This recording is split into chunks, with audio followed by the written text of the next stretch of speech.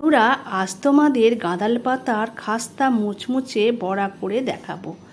দেখো বন্ধুরা, আমার বাগানে পাঁচিলের ধারে গাঁদাল গাছ হয়েছে। সেই গাছ থেকে আমি আজকে পাতা তুলে নেব। পাতাগুলো কত চড়া চড়া হয়েছে দেখো, বৃষ্টির জল পেয়ে। দেখো বন্ধুরা, আমি এই পাতা তুলে নিলাম এবং তুলে নিয়ে প্রথম থেকে শেষ পর্যন্ত দেখো।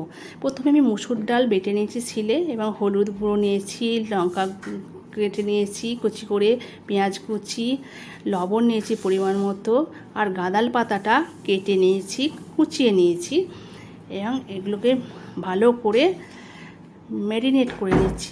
ম্যারিনেট করে আমি 5 মিনিটের জন্য রেখে কড়া বসিয়ে তাতে তেল দিয়ে ছোট ছোট আকারে তেলের মধ্যে অল্প অল্প করে ছেড়ে ভেজে নেব। দেখুন, অল্প অল্প করে, বেশি একসাথে নিলে জড়িয়ে যাবে। দেখুন, প্রথমটা আমার ভাজা হয়ে গেছে, কিছু মনে করবেন না। আমি এক হাতে ক্যামেরা নিয়ে এক হাতে ভাজছি বলেই আমার বড়া কড়া থেকে পড়ে গেছে। দেখুন, অল্প অল্প করে এর বারবার করে ভেজে নিয়েছি। খুব ভালো লাগলো। দেখুন, মুচমুচে খাস্তা মুসুর ডাল দিয়ে গাঁদাল পাতার বড়া তোমরা বাড়ি